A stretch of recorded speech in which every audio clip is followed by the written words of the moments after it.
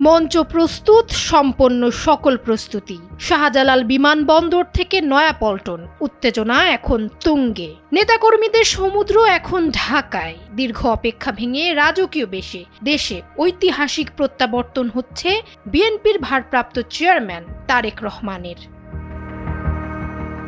দীর্ঘ ১.৫ দশকেরও বেশি সময় পর প্রিয় নেতাকে এক নজর দেখতে মুখিয়ে আছে কোটি জনতা। আইনি জটিলতা থেকে শুরু করে নিরাপত্তার চাদর সবকিছুই এখন ঢেলে সাজানো হয়েছে। তারেক রহমানের সফর সঙ্গী হিসেবে থাকছেন স্ত্রী জোবায়দা রহমান ও মেয়ে জাইমা রহমান।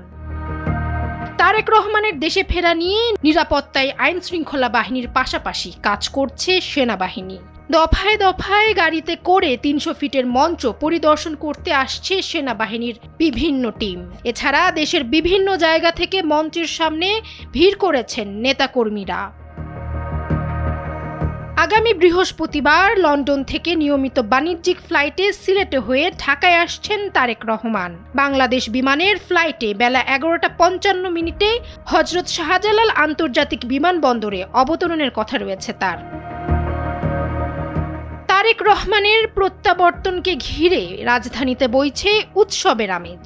বিএনপির পক্ষ থেকে বলা হয়েছে, বিমানবন্দর থেকে বনানী ও কাকুলি হয়ে সরাসরি কুড়িল বিশ্ব রোড সংলগ্ন ৩০০ ফিট এলাকায় নির্মিত সংবর্ধনা মঞ্চে উঠবেন তারেক রহমান। সেখানে লাখো নেতাকর্মী ও সমর্থকদের উদ্দেশ্যে ভাষণ দেবেন তিনি। গণসংবর্ধনার আনুষ্ঠানিকতা শেষে এভারকেয়ার হাসপাতালে চিকিৎসাধীন মা খালেদা জিয়ার সঙ্গে সাক্ষাৎ করবেন তারেক রহমান। এরপর সেখান থেকে গুলশানের বাসায় যাবেন। তার চলাফেরার জন্য সরকারের পক্ষ থেকে নিশ্ছিদ্র নিরাপত্তার ব্যবস্থা করা হয়েছে। ইতোমধ্যেই বুলেট প্রুফ দুটি গাড়ি ঢাকায় এসে পৌঁছেছে। তারেক রহমানের প্রত্যাবর্তনকে স্মরণীয় করে রাখতে ৩০০ ফিট এলাকা সংলগ্ন মহাসড়কে নির্মাণ করা হয়েছে বিশাল সংবর্ধনা মঞ্চ।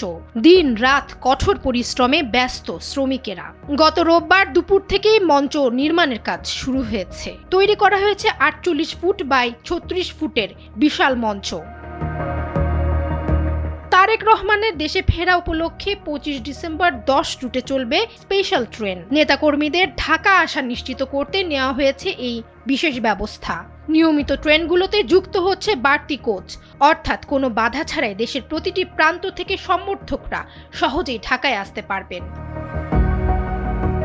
বিএনপির সিনিয়র যুগ্ম মহাসচিব এবং অভ্যর্থনা কমিটির সদস্য সচিব রুহুল কবির রিজভী জানিয়েছেন, ২৫ ডিসেম্বর এখানে মানুষের মহামিলন ও মহামেলায় পরিণত হবে। তারেক রহমানের সংবর্ধনা অনুষ্ঠানে ৫০ লাখ মানুষের সমাগম হবে বলেই আশা ব্যক্ত করেন তিনি। ডেস্ক রিপোর্ট, সময়ের আলো।